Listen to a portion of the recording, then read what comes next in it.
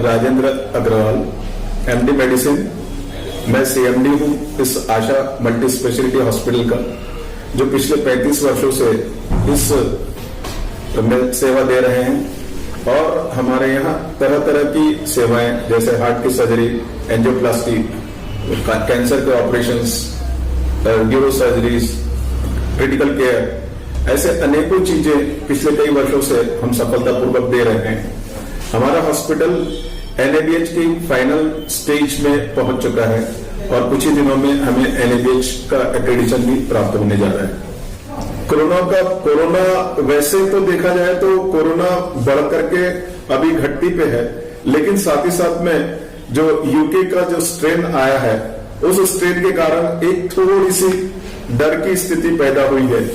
लेकिन यह डर की स्थिति भी मुझे लगता है कि जो हमारे प्रधानमंत्री नरेंद्र मोदी जी ने जो संदेश दिया है, बार बार संदेश दिया है, 2 गज दूरी, मास्क और हाथ का सैनिटाइजेशन, और साथ ही साथ में अभी एक बड़ी खुशी की बात है और हम सब लोगों के लिए बड़े गर्व की बात है कि हमारे देश में 2 वैक्सीन को मंजूरी प्राप्त हो चुकी है और निकट भविष्य में हमारे लोगों को ये वैक्सीन मिलने वाली है।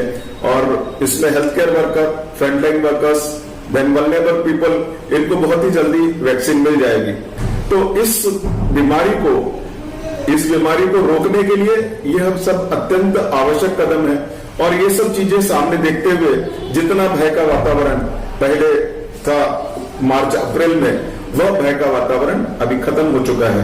लेकिन यदि सावधानी हटी, दुर्घटना घटी। इसलिए मेरी सब लोगों से विनती है कि वैक्सीन लगाने के बाद में भी उन्हें वो सावधानी बरतनी पड़ेगी। उसका कारण यह है कि वैक्सीन लगाते से ही इम्यूनिटी नहीं आ जाती। वैक्सीन लगाने के बाद में कुछ समय बाद में इम्यूनिटी आना शुरू होता है और दूसरे डोज के लगाने के और कुछ दिनों के बाद में मनुष्य में इम्यूनिटी आती है। तब तक हमें उस बीमारी के कीटाणु को, रोगाणु को हमारे शरीर में प्रवेश करने से रोकना अत्यंत आवश्यक है। हम लोग पिछले 4 महीनों से कोविड के मरीजों को, मोर देन 400 मरीजों को हम लोगों ने इलाज किया है और विभिन्न किस्म के लोग, विभिन्न उम्र के लोग, 92 वर्ष के पर्सन भी यहां से डिस्चार्ज होकर के गए हैं और सीवियरिटी 22/25 वाले भी पेशेंट यहां से डिस्चार्ज होकर के गए हैं। तो अभी उतनी बीमारी से डरने की जरूरत नहीं है, परंतु एहतियात करने की बहुत ज्यादा जरूरत है। ये जो वैक्सीन है, यह जो वैक्सीन है, ये बहुत ही उपयोगी वैक्सीन रहने वाली है। क्यों? क्योंकि इसमें एक बहुत विशेष बात यह है कि जनरली वैक्सीन को बनने में काफी वर्ष लगते हैं, लेकिन यहाँ पर इस बीमारी का प्रारूप और उसको सब देखते हुए वैज्ञानिकों ने दिन रात मेहनत करके इस वैक्सीन को बनाया है। और उस वैक्सीन को बनाने के साथ ही साथ में जो इंटरनेशनल नॉर्म्स के ट्रायल्स होने चाहिए, वो ट्रायल्स की गए हैं और उसके बाद में उसकी उपयोगिता को ध्यान में रखते हुए इतने बड़ी मानवता की सेवा करने के लिए, मनुष्यों की डेथ को बचाने के लिए ये बहुत ही जबरदस्त कदम है। यह राष्ट्रीय और अंतर्राष्ट्रीय कदम है और इन वैक्सीन को WHO ने भी मान्यता दी है। तो इसमें हर किसी व्यक्ति ने इसका स्वागत करना चाहिए, गर्व करना चाहिए। मेरा कहना यह है कि शुरुआत का जो दौर था, उस दौर में हर लोगों में भय व्याप्त था। सिर्फ जनरल पब्लिक ही नहीं, अपितु जो हेल्थ केयर वर्कर थे उनमें भी भय व्याप्त था। हमने हमारे सेंटर्स में सबसे ज्यादा महत्वपूर्ण कार्य किया भय को निकालने का। उनको एडमिट करके उनका सबसे पहला काम, हमने भय निकालने का काम किया। उनके अंदर विश्वास की जागृति की। दवाइयां तो हमने दी, लेकिन विश्वास सबसे पहले जागृत किया और उनको ये महसूस किया, उन लोगों ने ये महसूस किया कि यहाँ पर हमको अछूत नहीं माना जाता। यहाँ हमारे साथ में वैसा ही व्यवहार होता है जैसे एक सामान्य रुग्ण के साथ में होता है। तो इस भय को दूर करने से, उनके पास बार बार मिलने से, उनकी बराबर व्यवस्था हो रही कि नहीं हो रही ये देखने से हमारे जो मरीज हैं वो बहुत संतुष्ट होकर के अपने घर वापस गए और उन्होंने अनेकों मरीजों को यहाँ पर सुविधा, स्वास्थ्य लाभ के लिए भेजा। सुरक्षित हमने अपने आप को मास्क पहना, हमने अपने पीपीई किट्स पहने और साथ ही साथ में ये ये पाया गया कि जितना ज्यादा भय था इसके इन्फेक्शस होने का, उतना भय नहीं रहा। क्योंकि लेकिन जो भी हमारे डॉक्टरों में या स्वास्थ्य कर्मियों में जो लोग 60 वर्ष से ऊपर थे और जिनका हार्ट का बीमारी थी, अस्थमा था, ऐसे लोगों ने दूर रह करके टेली कंसल्टेशन के माध्यम से ही बहुत सारे मरीजों का इलाज किया है। पूरी जो यंग टीम को साथ में रख करके उनको पूरा गाइडेंस दे करके अपनी पूरी स्किल उसमें लगा करके मरीजों का भय दूर करके, और जो भी विश्व में जो बेस्ट पॉसिबल मेथड्स हैं जिससे इस बीमारी की मृत्यु दर को कम की जा सके, वह सब कार्य हम लोगों ने किया। और इसलिए मुझे लगता है कि शुरुआती भय के बाद में यहाँ पे उतना ज्यादा भय का वातावरण नहीं रहा। ये जो ट्रैवल है, ये ट्रैवल को अपन पूरी तरह रोक नहीं सकते तो क्या कर सकते हैं? इसमें ये किया जा सकता है कि हम थर्मल स्कैनिंग कर सकते हैं, और जिसमें भी सस्पिशन हो इसमें जो जनता है उसकी भागीदारी बहुत महत्वपूर्ण है।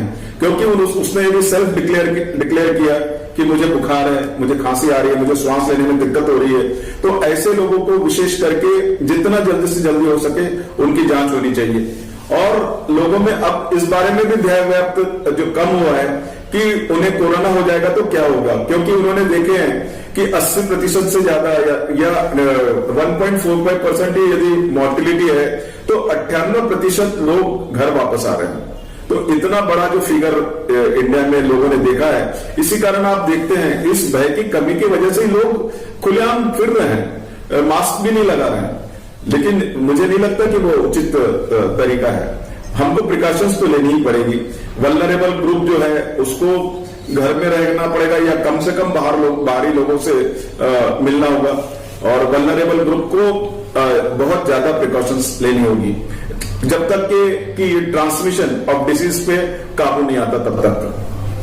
जैसे कि मैंने देखा डॉक्टर अग्रवाल सर ने बोला है कि जो सोशल डिस्टेंसिंग है, हमने भी हमारे हॉस्पिटल में भी जितने भी कर्मचारी जितने भी काम कर रहे थे उसमें हमने ये पाया कि उनमें रेट ऑफ इन्फेक्शन, जबकि वो डायरेक्ट कांटेक्ट में थे पेशेंट के, उसके बाद भी जो ट्रांसमिशन का रेट था वो बहुत ही कम था। मतलब हार्डली एक का 2 का पेशेंट को वो भी माइल्ड डिजीज हुआ और उन्हें क्वारंटाइन रह के आइसोलेशन में वो ठीक हो गए। तो मुझे लगता है क्यों ऐसा हुआ, क्योंकि उन्होंने प्रॉपर मास्क पहना था, प्रॉपर पीपी किट पहना था, प्रॉपर सैनिटाइजेशन कर रहे थे। तो मैं इन जनरल जितना भी पब्लिक है उनको यही बोलना चाहूंगा कि आप अगर प्रॉपर मास्क पहने, प्रॉपर सैनिटाइजेशन करें, हाथ का रेगुलर सैनिटाइजेशन करें, कहीं बाहर भी जा रहे बिल्कुल जाए लेकिन मास्क पहने, सैनिटाइजेशन करें, और जब बातचीत करते हैं तो थोड़ा सा दूरी बना के रखें। तो इतना भी अगर किसी ने कर लिया तो मुझे ऐसा लगता है कि वो बहुत हद तक के कोरोना से संक्रमण नहीं होगा। और सेकेंड, अगर किसी को कुछ थोड़ा भी जैसे बुखार करता है या तो फिर सर्दी आती है, खांसी आती है, तो तुरंत एक बार डॉक्टर के पास जाके जांच करवा ले, जिससे कि अगर उनको कोरोना भी रहता है तो वो दूसरे को भी ना फैलाएंगे और खुद भी सुरक्षित रह सकेंगे या कुछ मेडिकेशंस ले सकेंगे। तो ऐसा कर सकते हैं। तो ये 2 चीज जैसे सर ने ऑलरेडी बताया कि भी पेशेंट को या जो भी आम जनता है उनको खुद को भी उसको सहभागी होना रहेगा। तो ये 2 चीज भी कर लेंगे तो सफिशिएंट हो जाएगा और इससे कोरोना फैलाने में अपन बहुत हद तक के काबू पा सकेंगे। और इतना सही अगर अपन ने कर लिए तो एट लार्ज जो 90% है उसको अपन इंडिया में 99% और 100% पे भी लेके जा सकेंगे। ये सबसे महत्वपूर्ण प्रश्न था, क्योंकि ये ऐसा पाया जाता है, हम लोग भी जब बाहर जाते हैं कहीं पे तो हम देखते हैं कि बहुत सारे लोग बिना मास्क के घूम रहे हैं। सैनिटाइजेशन पहले तो सब्जी भी कोई लेकर आता तो वो सैनिटाइजेशन करता था, और आप देख रहे हो कि अब लोगों में भय खत्म हो गया तो वो भी खत्म हो गया। बट मैं आपको एक उदाहरण देना चाहूंगा, जैसे जापान है, जापान में सब लोग मास्क पहनते, सैनिटाइजेशन करते, पहले से करते, तो वहां पे ये वल्नरेबल डिजीजेस जो थी, कम्युनिकेबल डिजीज, ये कम है। साथ में जब इंडिया में कोविड शुरू हुआ या कोरोना का जब संक्रमण शुरू हुआ तो सब लोग मास्क और सैनिटाइजर यूज करते, तो उसकी वजह से जो रूटीन ओपीडी थी सब डॉक्टरों की पूरे ऑल ओवर इंडिया में कम हो गई। तो इससे यही समझ में आता है कि भाई अगर अपन ने मास्क पहने, सैनिटाइजेशन करे, तो जो रूटीन सर्दी खांसी बुखार ये सब चीजें है, जो छोटी मोटी बीमारी है वैसे ही दूर हो सकते। तो जो लोगों का खर्चा है और इवन सरकार का खर्चा है इसमें जो रूटीन दवाइयों का, वो सब बहुत मात्रा में कम हो जाएगा। तो मुझे लगता है कि अपन ने अगर लापरवाही ना करते हुए यंग एज के ग्रुप स्पेशली जो काम भी करते हैं, मैंने पहले भी देखा कि लेबर लोग जो काम करते थे कोरोना में, गवर्नमेंट के रूल थे तो वो मास्क पहन के काम करते थे, अब नहीं करते। तो मुझे ऐसा लगता है कि ऐसा ना करते हुए सब लोगों ने मास्क पहनना चाहिए, सैनिटाइजेशन रहना चाहिए, और जो कंपनी से बड़ी बड़ी कंपनी जिसके अंडर में वो एम्प्लॉइज काम कर रहे हैं उनमें भी उसको प्रमोट करना चाहिए कि वो मास्क पहने और प्रॉपर सैनिटाइजेशन करे और दूरी बनाए रखे। इतना भी वो कर लेंगे तो लापरवाही से अपन फैलाना रोक सकते हैं।